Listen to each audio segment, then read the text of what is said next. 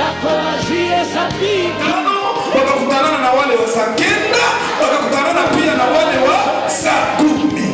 Lakini mwenye alianza saa 3 hana mchoko mwena mwenye anakianza saa 5. Mwenye alianza saa 3 hana mchoko mwena na mwenye alikuya kuanza saa 10. Sese mimi nashuhudia sema na kuko mwenye alikubali walitaka madisende magharibi, kunataka ingie pale napo wakawapatia kazi. Mimi nataka kuambia nini pale? Kwa Mungu wetu akukwake retare. Wale wenye maisha kuwa na kazi ya bien hawakuzaliwa na zile kazi.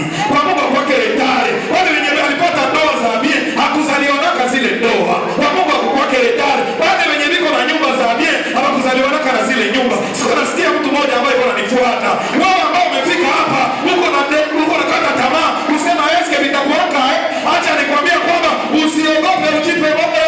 Mungu anakujua. Mungu hajanisikia hapa. Mwenye hii ujumbe anisikia. Ingekuwa mwenye hii ujumbe iko hapa kabisa, kama alipokea kwa furaha, kama alipokea kwa shangwe na vigelegele. Niko nakwambia kwa asubuhi ya leo haujakuwa na retare.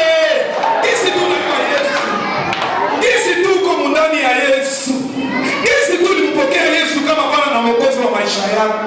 Mimi nakutabiria kama mtumishi wa Mungu, ipo siku atakukumbuka. Amen.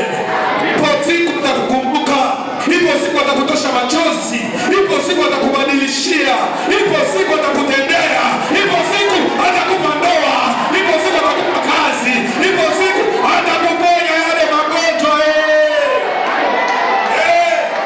Ningali nasikia amen kwa kidogo. Amjanibariki hata. Niko sana Roho Mtakatifu ananipandisha viwango. Mtakatifu anisaidie, anipandishe viwango, anipatie chakula